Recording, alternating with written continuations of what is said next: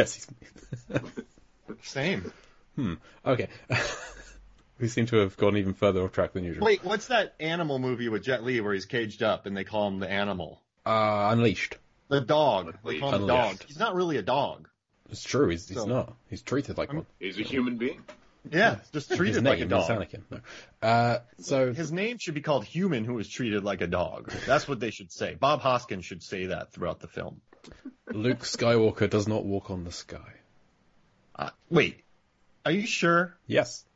Because remember in Last Jedi? Fly. Oh, that was Leia. She floated in the sky. And that was in space. That was like the atmosphere floater. But space is still sky to someone. Okay, so the prayer in question on this chapter, we kind of went to the prayer, then got lost in the prayer in question. Is hey, they did it. You ask a question, you get answers. I'm not casting blame; it's everyone's fault. So it's preachers doing the Lord is my shepherd, a psalm of David. He's not doing the full prayer; he's missing bits here and there. He's ad-libbing. What? Yeah, I know. That's how I learned it. Even though I walk through the valley of the shadow of death, I will fear no evil, for you are with me, your rod and your staff, they comfort me. He gets most of that. He then skips the next two lines of, you prepare a table before me in the presence of my enemies, you anoint my head with oil, my cup overflows. Misses those out. Even though he's in a room that's literally about to overflow. Whatever. And then he gets the, surely goodness and mercy will follow me all the days of my life, and he skips the bit of, and I will dwell in the house of the Lord forever, and he goes instead to, for I carry a big stick. And I'm the meanest MFer in the valley. 2 sharks down, Lord, 1 demon fish to go. Which, that last part, not in the original prayer about the sharks and the demon fish. But it should have been. Should have been. Would make it far more prescient, I think. Well, I bet you Noah felt that whale he was inside of was a demon fish. Well, then he would have been wrong, because it would have been a demon mammal. I just brought up Noah again. That's another Aronofsky movie featuring Ray Winstone eating lizards. Yep, and Nick Nolte. Not to get biblical on you, but Jonah was the one in the whale. Oh, crap. You did it again, Mark. You did it twice in a row. I thought I just didn't know a Noah story. I was like, wait, Noah? No, Mark did the exact same thing on last week's episode. I jumped on it. Like, I didn't think it through. I saw an opening. Yep. I took it. Own goal. I basically scored. You didn't realize that one of your guests this week grew up in a house with a Bible next to his bed as he was growing up. So you lucked out on that one. I mean, I guess you could take Bible fact checker. Yeah. Jonah. You could spell Noah out of Jonah if you took the J out and mixed around the letters. Yeah. So that's true. That's a roundabout way of getting there. Yes. Well, let's assume that. And Jonah Hill was in a movie with Leonardo DiCaprio. Let's see, I'm trying to get. He was on the Titanic. Titanic with shot Kate in Winslet. Deep Blue Sea's same set, and there we go. Kate Winslet was with Saoirse Ronan in Ammonite. Saoirse Ronan was with James McAvoy in that one movie, Atonement. I thought we already talked about Kevin Bacon. Yeah, Kevin Bacon was in Kramer vs. Kramer with Meryl Streep. I lost it. Didn't happen. Okay, let's try and find the chapter again, shall we? So Justin, you specifically requested this chapter. You guys study this show and you just know how to wind me up? Like, you just pull the rope in the back, and then I'm just that thing clapping. I feel like you guys have planned this. You're setting me off here, and I'm just kind of clapping around. Not even close. I woke up 30 minutes before this thing started, so no. So what was it about this chapter that made you want to talk about it, Justin? Mainly, it was one of the few that were left, but also it was 2 reasons. One is it had probably the highest percentage of LL Cool J to other scenes that were left at that point, and he is my favorite character in this movie by far. That's one. And then 2 is just the prayer and just how, like you said, how he goes rogue. And, we've seen him swear before, and it's not surprising at all that he's not necessarily the most, like, by the book, if you will, sort of preacher. But I did feel like it's one of the best deliveries of a prayer moment. And just that, like, am I allowed to swear on this thing? We'd prefer it if you didn't. All right, then I won't. But when he says that line, it's just so emphatic, right? Like, and that it's, he is not scared. He is scared, but he's not, and like he's able to at least put on that front. And I love that moment. Plus, lastly, so actually it's 3 reasons. I'm like, Mark, you can never stop me. 3, that scene as a whole is my nightmare. I am both claustrophobic and scared of water. And so if you kind of get me in that moment, I'm not a happy person. So I actually am attracted to the scene because of that. And I know it's kind of weird, but that's why I wanted to do this scene. Pete, were you on board when Justin said, this is the scene we're doing? I did not consult you on this. Yes, that is literally what happened. And then I didn't even know what scene we were doing until you sent the email earlier this week. This is the one we're doing. Yeah, I mean, it's a great scene. I love it. The prayer, it all kind of centers around the prayer, but like, I'm sure we'll get into the details of it, but can I get an amen? Just screaming that over and over as they're holding hands. It doesn't get funnier than that. Yeah, we get 3 amens from Preacher, we get 5 from Carter, we get 8 from Susan. 8? 8 Wow. amens from Susan, but I'm pretty sure Saffron Burrows did not record 8 amens, because a lot of them sound very similar. I reckon they were just having some fun in the sound editing, because they cut away, you don't see them. So you get an exterior shot, and I reckon they just, that one but a little bit quieter, that one again a little bit, they all sound, like, I think she did like 3. I was going to say, how epic is that shot when it pulls out of the hull or wherever they are and you see the underground, lair situation they have there, and the prayer is over top of it. It's just like this very... There's a shipwreck next to them. There's a wrecked ship at the bottom of the sea. Prayer. It's wonderful. LL Cool J, I know this is probably his second, he was in Toys, that was a minor role. And as he Michael Gambon's son.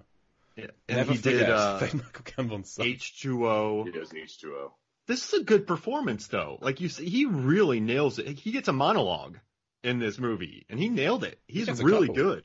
Like You're right. A when couple. he's in the drinking down the corridor scene. And the egg scene. Yeah. He's good in this movie. I know he'd been performing for years, and he had done that really cool MTV Live performance in front of the Unplugged, I think, performance. So I mean, he knew how to perform, but the dude nailed this moment. Like, it still gets me watching it, and it's pretty epic. The music swells, and everyone's yelling, and they're gonna go battle a demon fish. It works. It's cool. I mean, I like that Rennie Harlan put that Rennie Harlan gave him some moments to be the star of this film, and I think it's pretty neat. Yeah. So, fun fact, I actually almost literally ran into him once. I used to live in Hollywood, and I still live in Los Angeles, but don't live in the city anymore. And went to a movie one night, just at the movie theater that was local there at the outdoor mall. And it was probably a late movie, so we got out around 10:30, and I'm walking out the door and not thinking about who's outside of the door. And I push open the door and literally bump into LL Cool J, staring me right in the face, literally. He did not call me any names that I can't say on this podcast, but it was just like, it was one of those Hollywood moments that were pretty cool. And then to kind of relive it here with you folks, it's pretty great. But it sounds like you guys had a moment of burgeoning intimacy. Yeah. Yes. You guys just went and got dinner at the Cheesecake Factory right after it. And funny enough, there's a Cheesecake Factory not far from there, so that actually was an idea. I let him go. He went on living his Justin-less life, and I'm sure he's doing just fine. He still thinks about it. He's talking about that on podcast to this day, I think. Yeah, he was a guest on our show, and we told him you were coming on. He's like, yeah, I met him. Then we went to Cheesecake Factory. He almost knocked me out. I got those guacamole egg rolls that are really good. So is there a dream get for you guys on this show? Like, of the cast or crew, like, if you could pick one It's got to be person. Rennie Harlan, right? Yeah, Harlan or Walt Conti, because Conti did the Shark. So I've been in contact with him. I'm trying to get him on the show, Walt Conti. We've been emailing. But he worked on Anaconda, and he worked on Free Willy. He did Shark Night, the movie Bait. He's just the guy who made the sharks.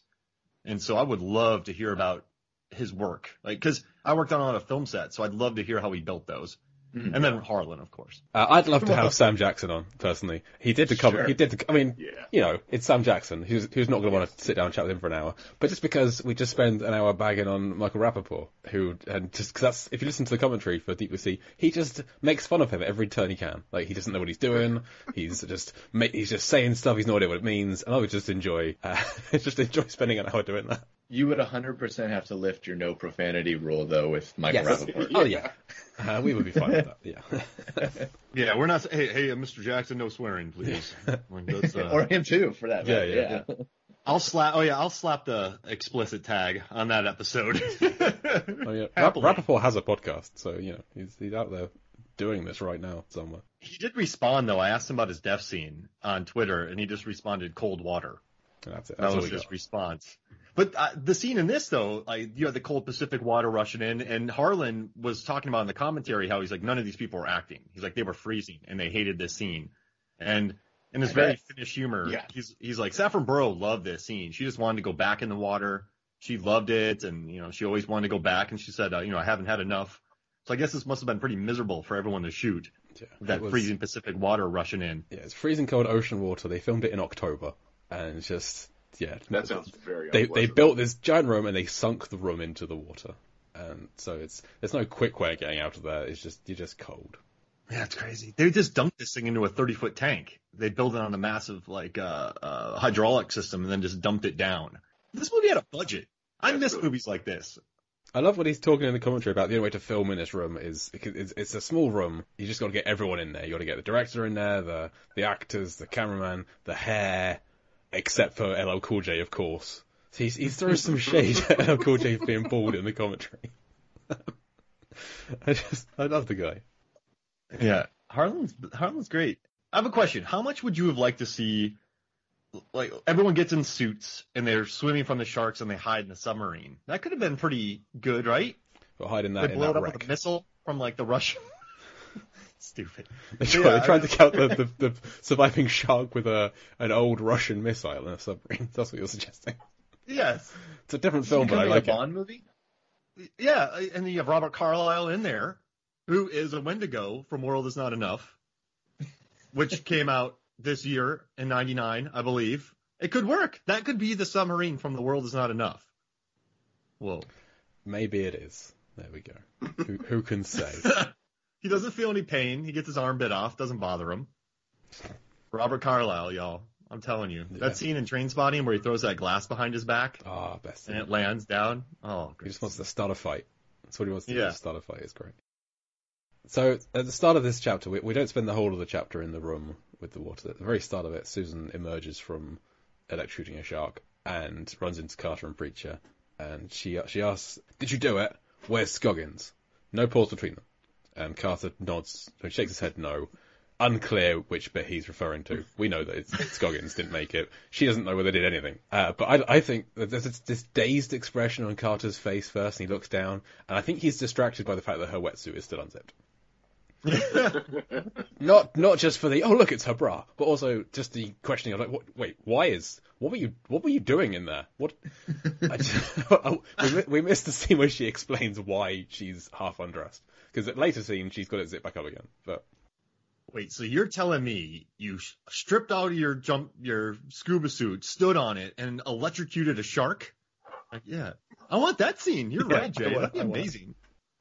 And he is looking right down at her unzipped scuba suit. It's quite uncomfortable. Like, you're like, geez Louise, Carter, you're not even being subtle here.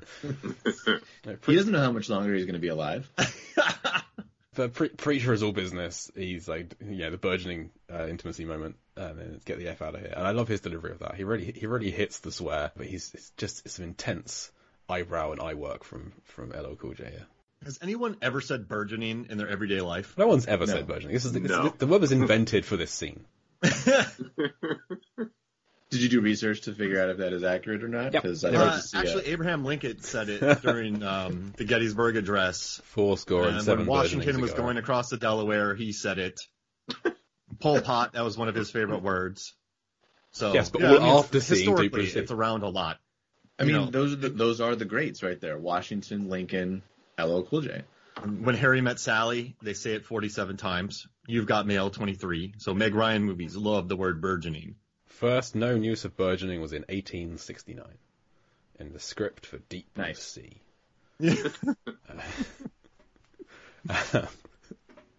I don't know if any of those numbers are correct, No. but that would be amazing. I have That'd just be googled it, and that is the first use of 1869. Nice. According to Merriam-Webster.com. Anyway, irrelevant. What's the better prayer? Ricky Bobby's prayer or Preacher's prayer? Ricky Bobby from Talladega Nights or Preacher's prayer? Preacher's prayer? Because it's in Gotta a go with better Preacher's, film. yeah. Yeah. Not enough Mountain Dew.